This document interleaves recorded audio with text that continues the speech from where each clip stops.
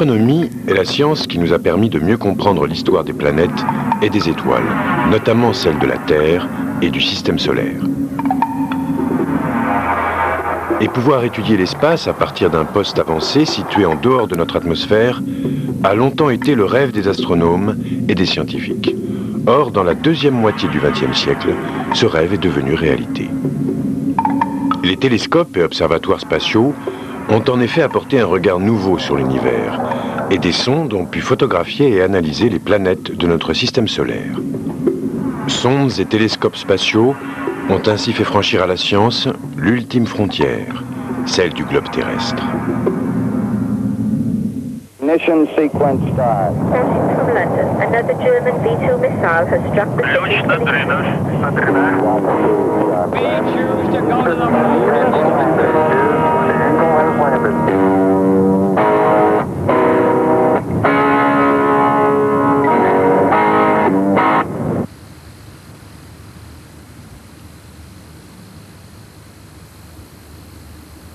Un télescope est un instrument d'optique conçu pour capter la lumière ou toute autre forme d'énergie émise par les corps célestes.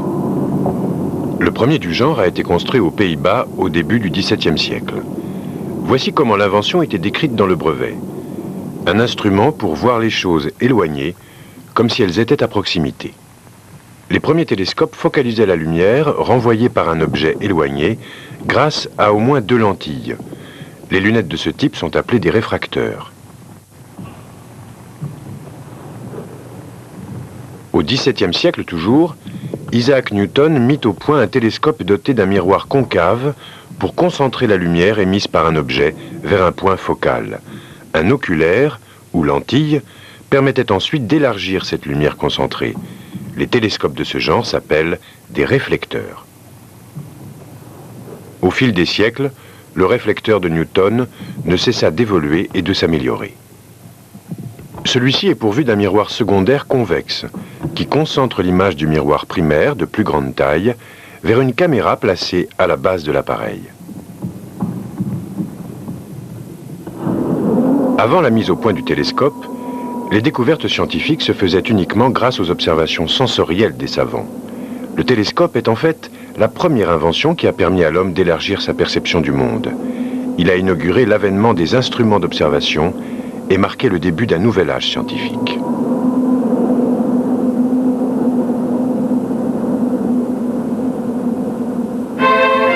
Les télescopes du XVIIe siècle furent bientôt appelés à arbitrer le débat entre les astronomes de la vieille école et les disciples de Copernic. À l'époque, la conception la plus commune de l'univers était exclusivement géocentrique et faisait de notre planète le centre de l'univers. Dans le système copernicien, en revanche, l'univers était dit héliocentrique, c'est-à-dire centré autour du Soleil. Le télescope contribua grandement à démontrer cette deuxième théorie.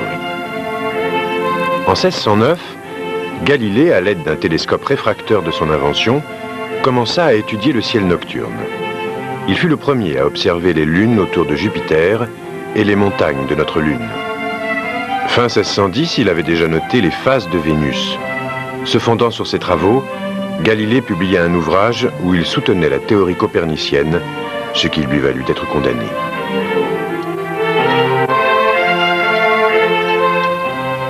Près de 400 ans plus tard, le télescope reste un instrument capital pour l'étude du système solaire.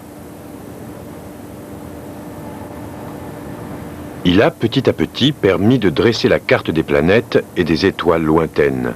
Et les astronomes utilisent cette banque de données pour poursuivre leur étude du ciel nocturne. Ils attendent patiemment les événements cosmiques et mesurent et enregistrent tout ce qu'ils peuvent observer. C'est ainsi que notre connaissance de l'univers ne cesse de s'amplifier, le travail de chaque génération venant grossir celui des précédentes.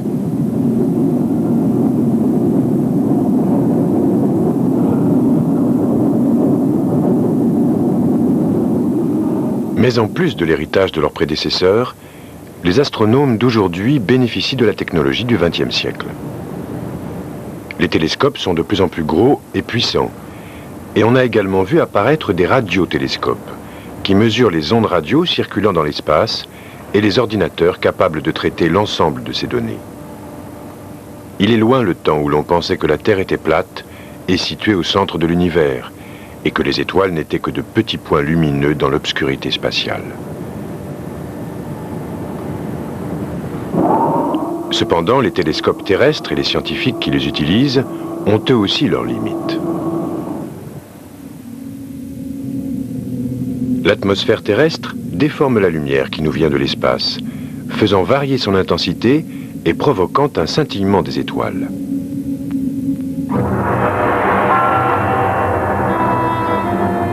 L'essor de l'industrie et l'expansion des zones urbaines sont autant de sources de pollution lumineuse, comme on peut le voir sur ce cliché des côtes texanes. Observatoires et télescopes fonctionnent mieux la nuit, mais l'accroissement démographique et l'industrialisation croissante rendent plus difficile l'étude du ciel nocturne. Depuis la Terre, la visibilité que nous avons des étoiles semble se réduire de plus en plus.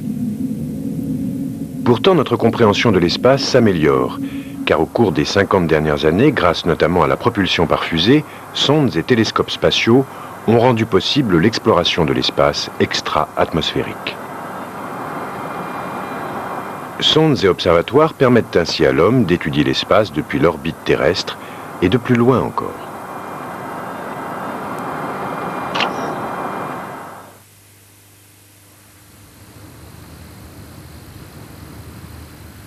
À la fin des années 50, la course à l'espace engagée entre l'Union soviétique et les États-Unis consistait surtout en des démonstrations de vol de fusées.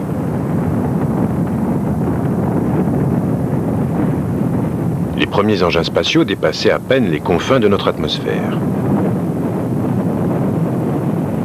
Lancement de petits satellites pour commencer, puis fusées emportant des chiens et des chimpanzés, et enfin vols suborbitaux avec des hommes à bord. La conquête de l'espace a franchi pas à pas les étapes successives. Le monde entier a acclamé les héros de cette glorieuse aventure, et les noms des cosmonautes et astronautes sont gravés dans nos mémoires. Shepard et Glenn, Gagarine et Tereshkova, autant de noms synonymes d'exploration spatiale.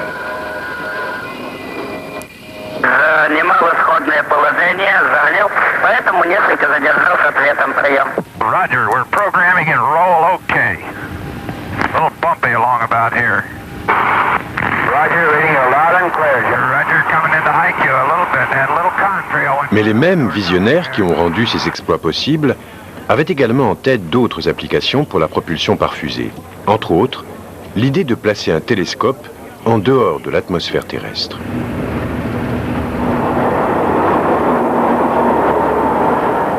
Dès 1923, le savant allemand Hermann Oberth émet l'idée d'un observatoire spatial qui, ne subissant plus les perturbations dues à l'atmosphère terrestre, fournirait une meilleure vision du cosmos.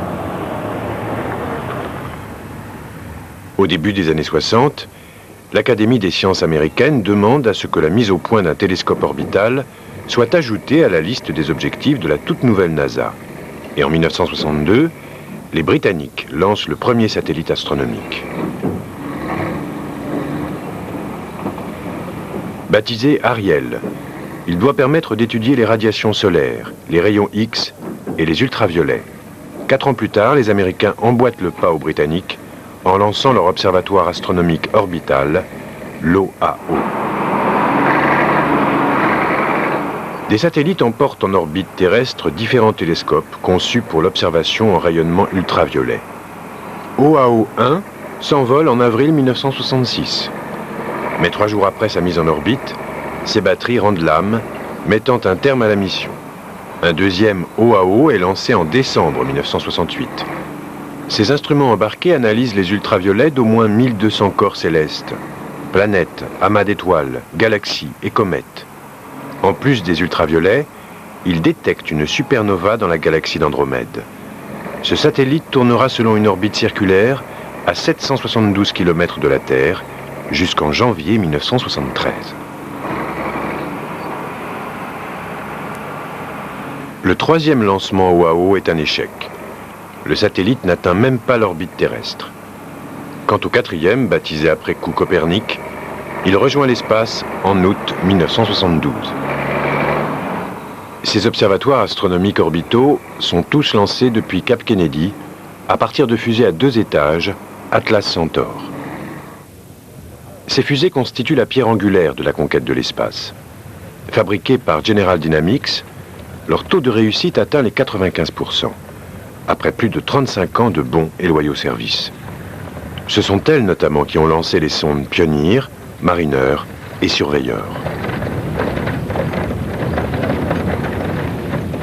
Le premier étage, l'Atlas, est équipé de 2 petits moteurs vernières permettant à la fusée d'atteindre des vitesses de l'ordre de 16 000 km/h.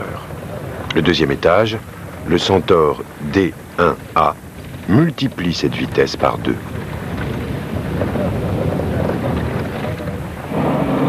Dans sa configuration complète, le satellite OAO pèse plus de 1,8 tonne et il faut toute la puissance de l'Atlas Centaure pour l'injecter en orbite.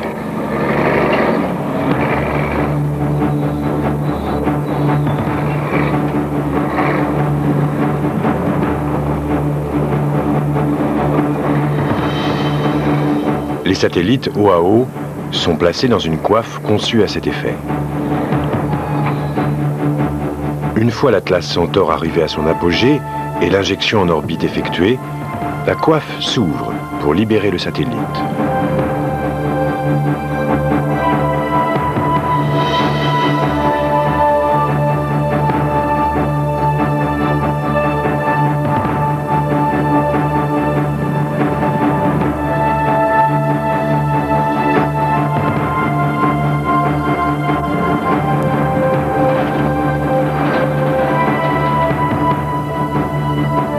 À l'époque, les OAO, les premiers télescopes spatiaux de la NASA, sont les satellites non habités les plus gros et les plus sophistiqués lancés par les Américains. Copernic, le 4e de la série, comporte plus de 300 000 pièces.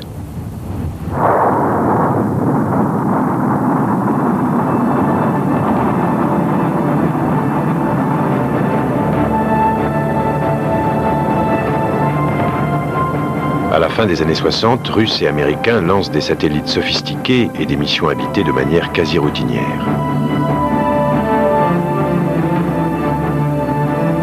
Les satellites inhabités à vocation scientifique sont alors largement éclipsés par les exploits des programmes Vostok, Mercury, Voskhod et Gemini.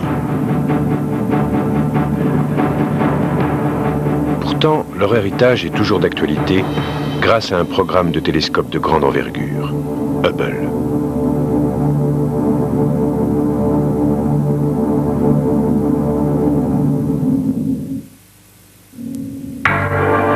Ce télescope spatial a été conçu pour permettre aux scientifiques de visualiser les frontières de notre univers.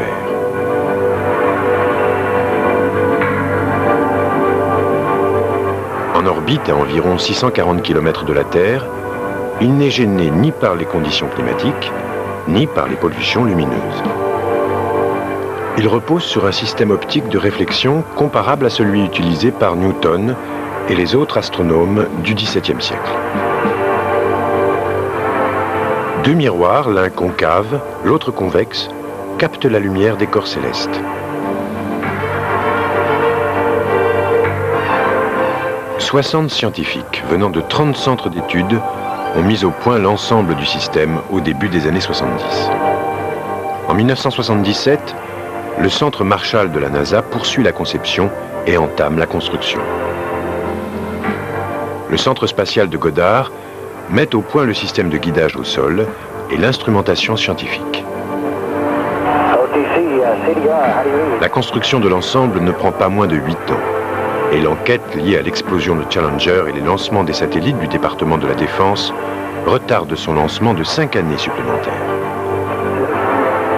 Enfin, au printemps 1990, l'équipage de STS-31 décolle en emportant Hubble.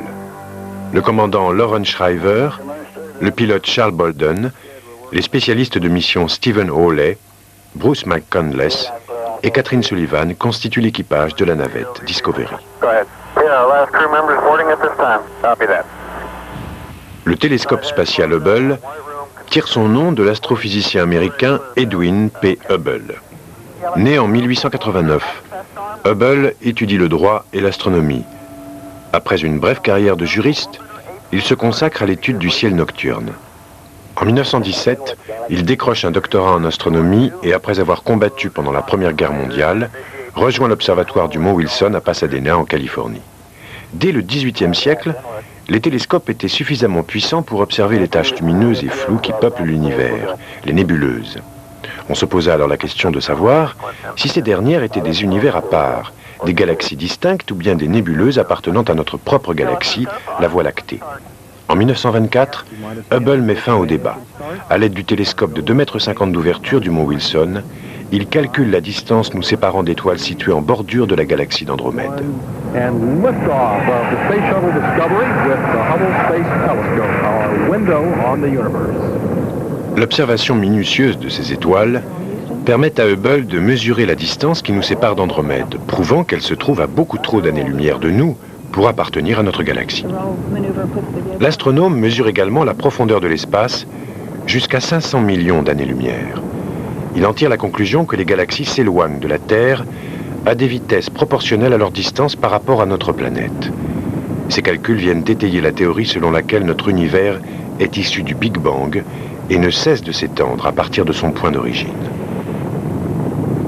Edwin Hubble a consacré sa vie à l'observation et à la mesure de l'univers, et le télescope qui porte son nom a été conçu pour perpétuer son œuvre. Discovery Houston, performance is nominal. En orbite, lors du vol STS-31, Catherine Sullivan explique la signification profonde de la mission du télescope spatial Hubble. Many of us who are assigned to this crew have been working like many others on the telescope project for a long time to bring this mission off. And we have thought numerous times about the historical significance that the advent of an observatory such as the HST would have, and how it stands in comparison to the advances of Galileo and even to the advances of Edwin Hubble's periods of observation. And in searching for some way to possibly commemorate that or betoken that during our flight, I happened upon the idea that there must be some astronomical artifact from one of the observatories Hubble worked on that we possibly could take along as a memento. And with some considerable assistance from the Smithsonian Museum, we managed to obtain this device, which is the guiding eyepiece, we are assured, from the 100-inch telescope on which Edwin Hubble did many of his observations out at Mount Wilson in California, some of his fundamental work, in fact. We have it with us here, as I said, courtesy of the Smithsonian and the American Astronomical Society. It was, in fact, presented to the crew at the 100th anniversary meeting of the AAS back in January. It's a great pleasure to have something of such historical significance and something that so directly symbolizes Edwin Hubble's fundamental contributions to astronomy. Mais arriver à obtenir une vue dégagée des confins de l'univers a demandé des efforts titanesques. Car outre la conception et la construction du télescope, il a fallu mettre au point son déploiement. À quelques 610 km de la Terre, soit 110 km plus haut que toutes les autres missions de la navette, l'équipage de STS-31 procède à la mise en orbite de l'appareil. Discovery Houston, you have a go to open the doors. Roger, Houston. Houston, Discovery. Hubble est aujourd'hui le plus gros télescope spatial en orbite. Pesant une douzaine de tonnes pour une longueur de 12 mètres, il possède une capacité de résolution 10 fois supérieure à celle de ses homologues terrestres. Hubble a été extrait de la soute de la navette à l'aide du Canadarm. Conçu pour la NASA par l'agence spatiale canadienne et Spar Aerospace, ce bras télécommandé a été mis pour la première fois en service sur la navette en 1981. Installé dans la soute, le Canadarm est actionné par le spécialiste de mission depuis l'intérieur de la navette. C'est Stephen Hawley qui est chargé de le faire fonctionner pour déployer le télescope. Okay, he's getting a good start into RMS checkout right now. Roger, Lauren. Discovery Houston.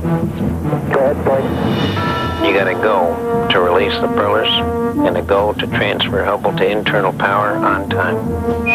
In the simulator, normally when you translate with the arm of the telescope up out of the bay, you'd see a little bit of translation in the other two translational axes, and we hadn't really seen very much attitude excursion in the simulator, but it seemed that the real vehicle performed differently in the sense that the Z input, the out of the bay input, seemed also to make the telescope come forward and to both pitch and yaw.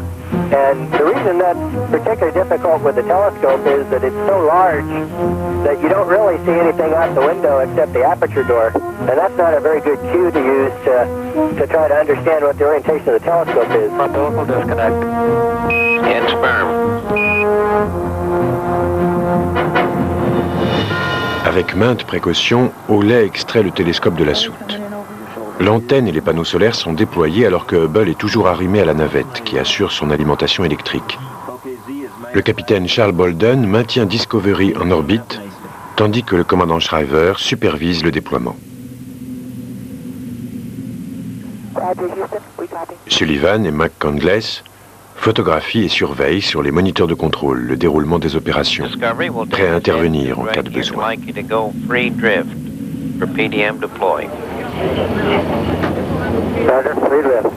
Discovery, in order to preserve an orbit 20 release, we'd like you to get into EVA prep. As you can see, Story, we've got 3 panels out. Le déploiement des panneaux solaires va d'ailleurs presque obliger les deux astronautes à faire une sortie. We're looking more and more like an orbit 20 release. We'd like you to press on with the EVA. En effet, lors des deux premières tentatives de déploiement, la manœuvre automatique ne s'effectue que partiellement. Sullivan et McCandless s'équipent donc pour procéder à une mise en place manuelle. Mais au troisième essai, le déploiement s'effectue correctement. Discovery, we'd like a free drift for -SDM deploy.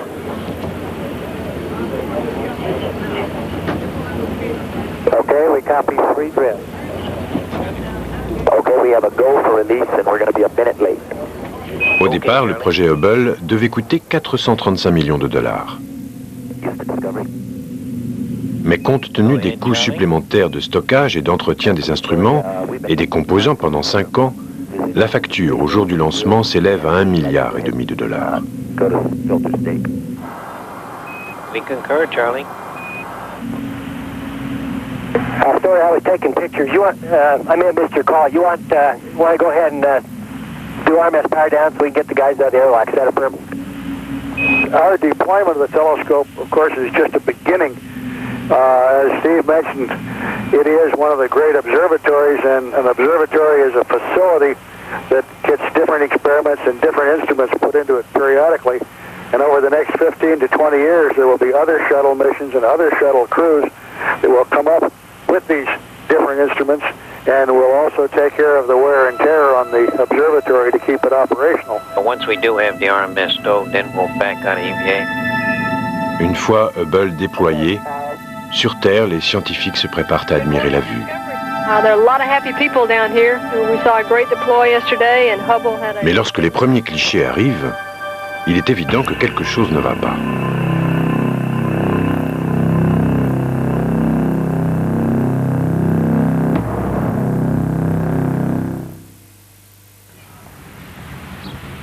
C'est l'Institut des sciences du télescope spatial, situé à Baltimore dans le Maryland, qui est responsable des missions scientifiques de l'appareil.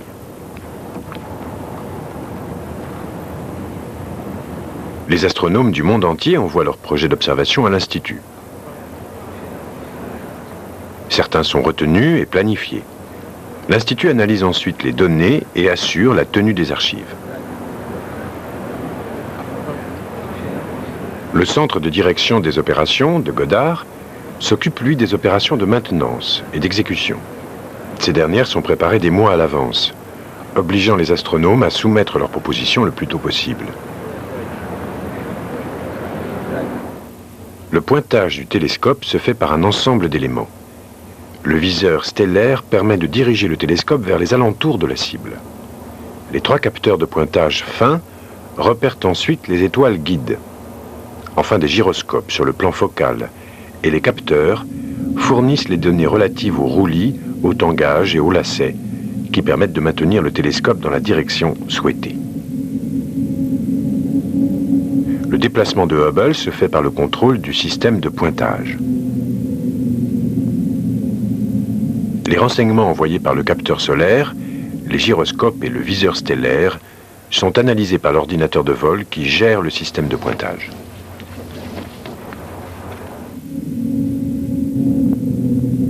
Il faut 18 minutes pour faire pivoter le télescope de 90 degrés. Une fois qu'il est en place, 2 des 3 capteurs de pointage fin se fixent sur un ensemble d'étoiles guides. La lumière de la cible est réfléchie par le miroir primaire vers le secondaire, plus petit. Elle passe ensuite derrière le miroir primaire jusqu'au plan focal. Celui-ci comporte 8 instruments, 2 caméras, 2 spectrographes, un photomètre et les 3 capteurs de pointage fin.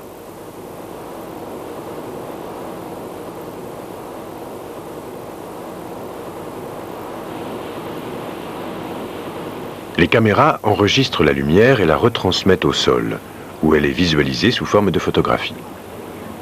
Les spectrographes séparent les ultraviolets de la lumière visible et mesurent l'intensité de la radiation, fournissant ainsi des renseignements quant à la composition chimique de la lumière. Le photomètre, lui, mesure la brillance, une donnée nécessaire pour l'estimation de la taille et de l'éloignement des corps célestes. Les transmissions et le contrôle de l'appareil sont gérés par le centre de contrôle de Goddard. Des techniciens surveillent le fonctionnement de Hubble et transmettent les données à l'ordinateur embarqué pour l'orientation et l'activation du télescope.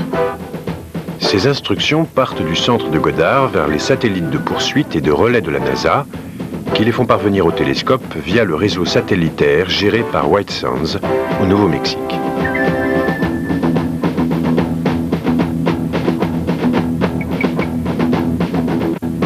Les informations retransmises par Hubble empruntent le même chemin en sens inverse. Il a fallu à la NASA plus longtemps que prévu pour faire fonctionner Hubble correctement.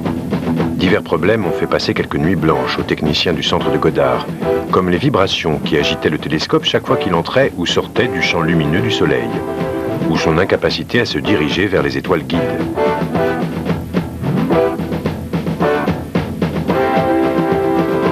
Deux mois après le déploiement du télescope, la NASA parvient enfin à résoudre ces deux inconvénients grâce à des programmes informatiques.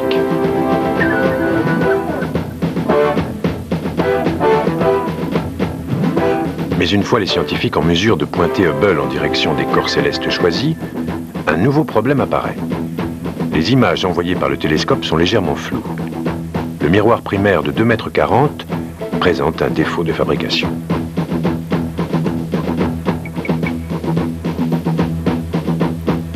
Les recherches mettent en évidence une aberration de sphéricité, les bords du miroir se situant 2 microns en dessous du niveau voulu.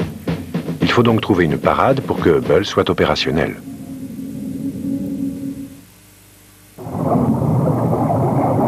Un remplacement de la pièce défectueuse n'est guère envisageable.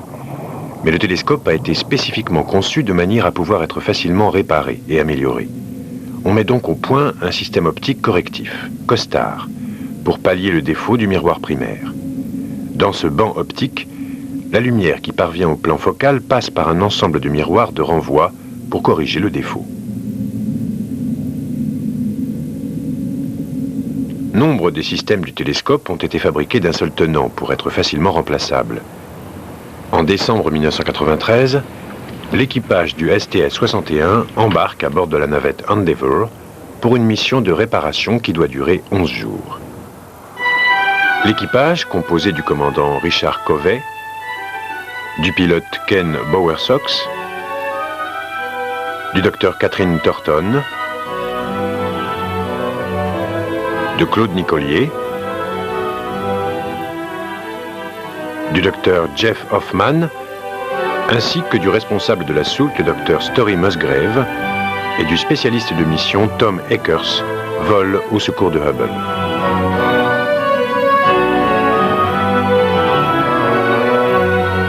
C'est encore une fois le Canadarm qui est mis à contribution pour capturer le télescope et lui faire réintégrer la soute. Le bras servira également de plateforme de travail pour les astronautes chargés des réparations.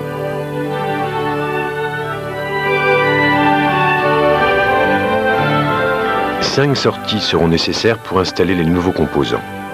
Huffman et Musgrave en feront 3, Thornton et Eckers assurant les 2 autres. Cette mission de réparation nécessite la maîtrise d'une centaine d'outils et de manipulations différentes, maîtrise qui a elle-même demandé 1 an et demi d'entraînement. Le tout permet d'établir un nouveau record, celui du nombre de sorties extravéhiculaires effectuées au cours d'une seule et même mission. Les astronautes installent le système COSTAR ainsi qu'une caméra planétaire à grand champ. Ils remplacent les panneaux solaires et installent un microprocesseur plus efficace dans le télescope.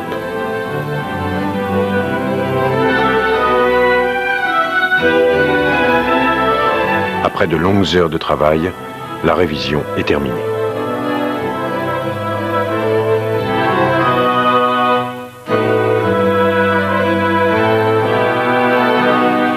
Hubble est réinjecté en orbite et après une période de 5 semaines de surveillance, la mission s'avère un succès total. Les images retransmises au centre de Goddard sont d'une bien meilleure qualité. La mission d'exploration de Hubble peut enfin vraiment commencer.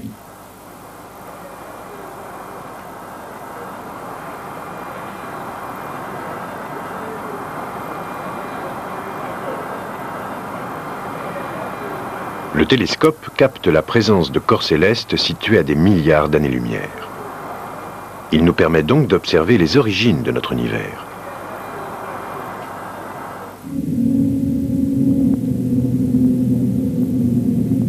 Cet amas de galaxies se trouve à plus de 5 milliards d'années-lumière de notre Terre.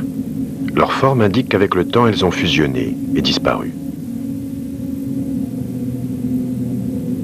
Cette galaxie, baptisée M31, abrite un double noyau d'étoiles. Il semble donc possible que 2 galaxies se percutent et s'absorbent mutuellement.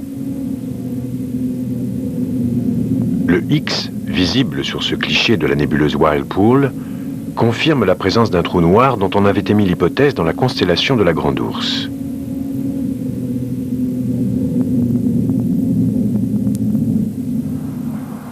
Trous noirs et galaxies sont autant de cibles que l'œil de Hubble nous permet de voir et de mesurer avec une plus grande précision, poursuivant ainsi le grand œuvre d'Edwin Hubble.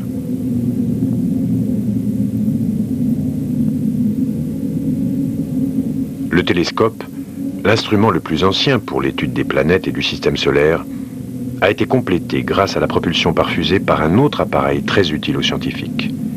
Cet autre outil, qui permet lui aussi une extension des capacités d'observation humaine, c'est la sonde spatiale.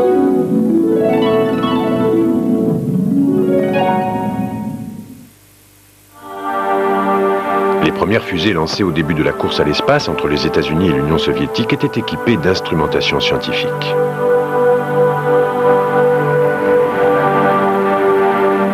À l'origine, ces sondes se contentaient d'explorer la haute atmosphère. Mais avec l'essor des programmes spatiaux des 2 grandes puissances, de nouveaux objectifs apparaissent. La Lune et les planètes de notre système solaire. Des sondes sont envoyées pour préparer le premier alunissage d'un vol habité. En janvier 1966, les Soviétiques parviennent à faire alunir Luna 9.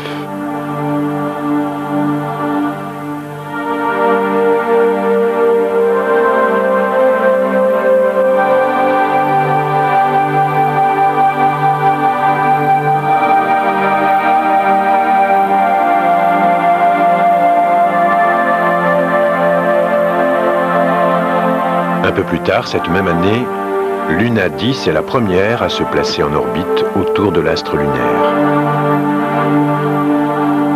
Les États-Unis commencent leur approche de la Lune en envoyant une série de sondes baptisées Ranger pour photographier l'astre. Ces clichés ont été pris quelques minutes avant que Ranger 7 ne s'écrase sur la surface de la Lune. Le fantastique exploit de la mission Apollo 11, celle qui voit le premier homme sur la Lune, repose sur les renseignements collectés par des sondes. Les photos des Ranger 7 et 9, de surveilleurs et des satellites photographiques en orbite lunaire, ont joué un rôle crucial dans cette réussite. Okay, engine stop. Houston, Tranquility Base here. The Eagle has landed.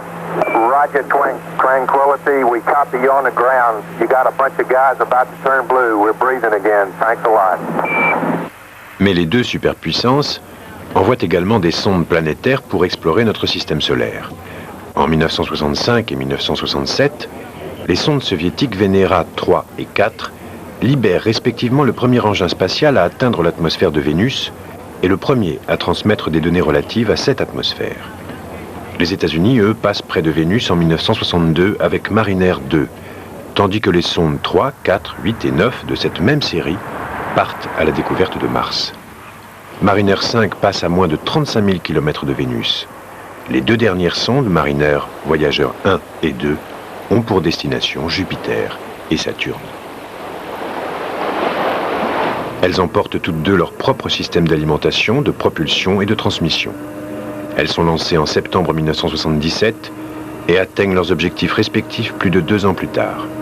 Voyageur 1 arrive à proximité de Saturne en novembre 1980 et Voyageur 2 à proximité de Jupiter en mars 1979.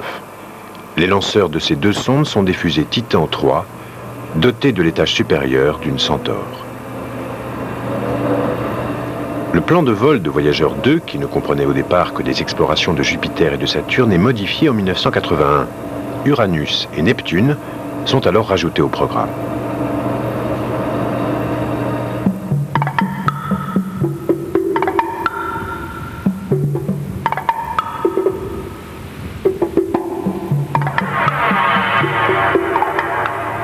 Les sondes voyageurs transmettent des données faisant état d'émissions d'ultraviolets en provenance de l'atmosphère de Jupiter et de la présence de particules atomiques électriquement chargées dans sa magnétosphère. Elles mettent également en évidence la présence de tourbillons gazeux et de turbulences atmosphériques.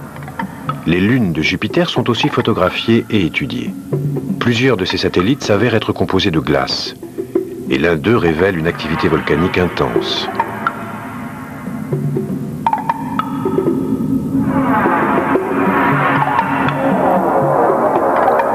Si les télescopes permettent depuis plusieurs siècles aux scientifiques d'étudier de loin les objets célestes, les sondes leur donnent la possibilité, depuis moins longtemps il est vrai, d'observer de près les planètes et leurs satellites.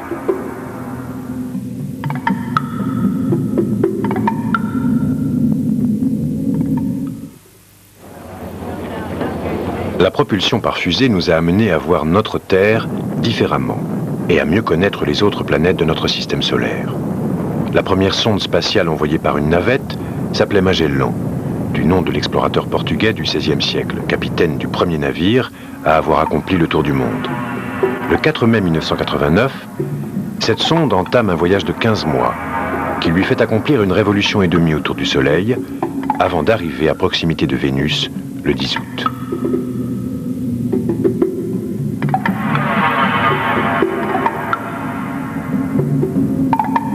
Une fusée à carburant solide place Magellan en orbite autour de cette planète. Vénus est souvent baptisée la planète sœur de la Terre, car elle est d'une taille comparable, mais elle est plus proche du Soleil. Vue de la Terre, elle apparaît comme une étoile brillante dans le ciel du soir ou du matin. En surface, la température avoisine les 480 degrés. Et la pression atmosphérique est 90 fois supérieure à celle que nous connaissons sur Terre. L'atmosphère, composée à 97% de dioxyde de carbone, est quasiment dénuée d'eau. Et les nuages des couches supérieures contiennent de l'acide sulfurique. Pourtant, sa formation géologique est semblable à celle de la Terre. Magellan utilise une imagerie radar pour illuminer la surface de la planète, un peu comme un flash d'appareil photo.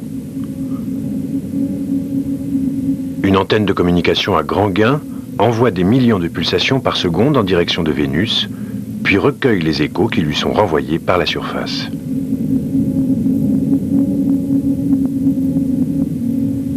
Ces signaux ne sont pas envoyés directement à l'aplomb de la sonde, mais avec une légère inclinaison par rapport au vaisseau spatial. C'est ce qu'on appelle un radar aéroporté à visée latérale.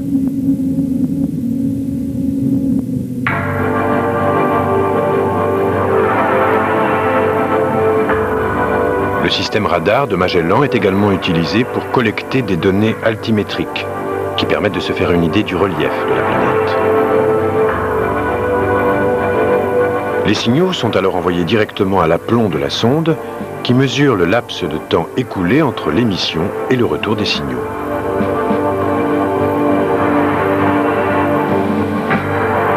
On peut ainsi mesurer la distance entre l'engin spatial et la planète. Grâce aux données altimétriques et à celles fournies par le radar, on a pu réaliser des maquettes en 3 dimensions de la surface de la planète. Cratères météoritiques, vallées, montagnes, tout a été reproduit grâce aux données fournies par Magellan. Et les scientifiques disposent désormais d'un plan précis du relief de Vénus.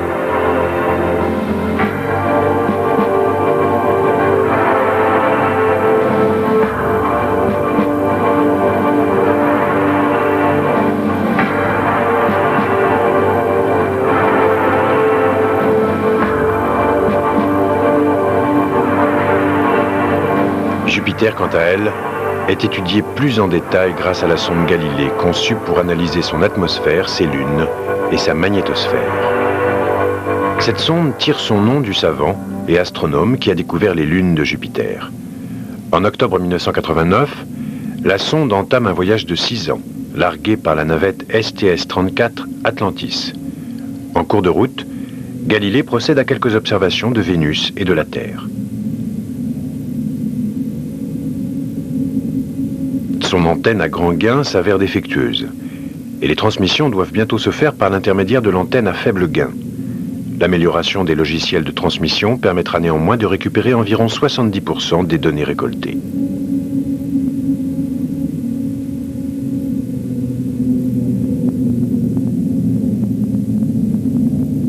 Avant d'atteindre son objectif, Galilée largue une 2e sonde planétaire qui entre dans l'atmosphère de Jupiter et renvoie les données collectées jusqu'à Galilée.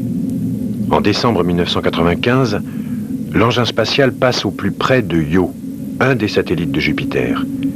Utilisant l'attraction de ce dernier pour ralentir sa vitesse, Galilée effectue alors des révolutions autour de Jupiter et parcourt son réseau satellitaire. Pendant plus de 2 ans, elle mesure la magnétosphère et les ceintures de radiation et transmet des images des différentes lunes de la planète.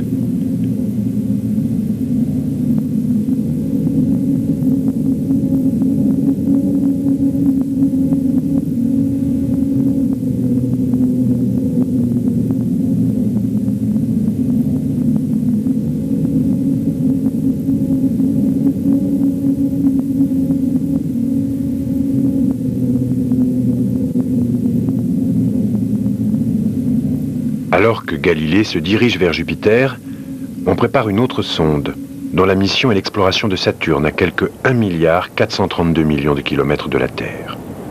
Cette sonde, Cassini, doit analyser l'atmosphère, la magnétosphère, les anneaux et les lunes de Saturne.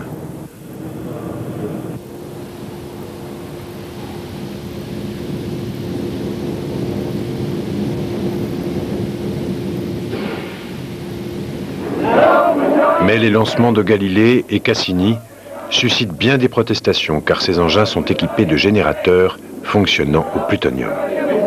Ce sont en effet des générateurs à isotopes radioactifs qui les alimentent en chaleur et courant électrique.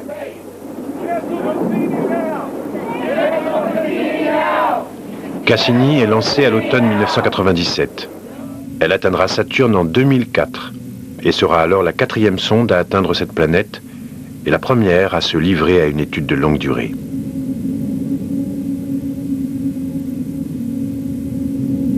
En 1999, Cassini exploitera à 2 reprises l'attraction de Vénus, ainsi que celle de la Terre, pour se propulser vers son objectif, Saturne. La quantité d'énergie ainsi économisée équivaudra alors à la combustion de 75 tonnes de carburant.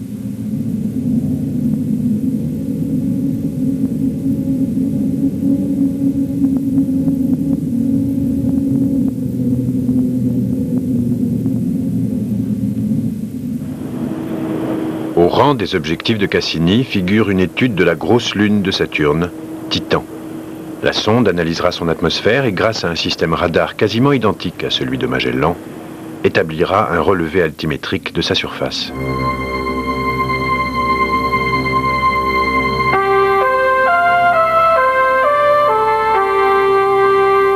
moins de 4 siècles se sont écoulés depuis la naissance du télescope, et au cours des 50 dernières années, les progrès en matière de propulsion par fusée nous ont permis de nous rapprocher de planètes très lointaines.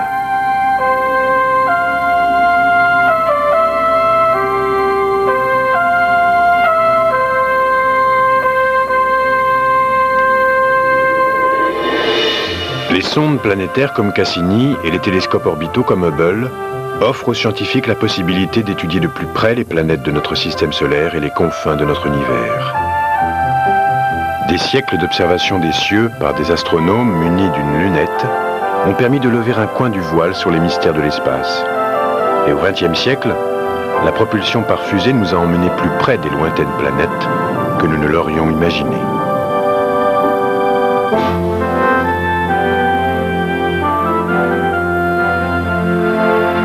An exciting discovery on the long-range optics from the Vandenberg Air Force Base. Discovery's velocity now Mach 6, altitude 133,000 feet. Aujourd'hui, nombre de rêves des premiers visionnaires de la conquête spatiale comme Tsiolkovsky, Aubert et Goddard sont devenus réalité. Nous avons fait marcher des hommes sur la Lune, nous avons envoyé des sondes pour étudier les anneaux de Saturne et d'autres pour analyser la géographie de Vénus ou la géologie de Mars.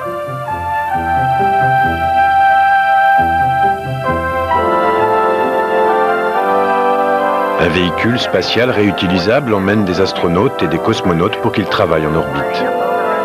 Des satellites ceinturent notre planète qui gèrent le fonctionnement d'un réseau de télécommunications mondial, la surveillance météorologique et l'analyse des ressources de notre planète. Le télescope Hubble rassemble des données et des images en provenance des confins de l'univers et sa maintenance est assurée par des équipages d'astronautes bien entraînés.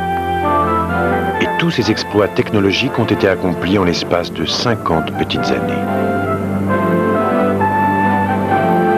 Dans 50 ans, il est permis de penser que les limites auront sans doute encore été repoussées, au-delà même de ce que nous pouvons envisager aujourd'hui.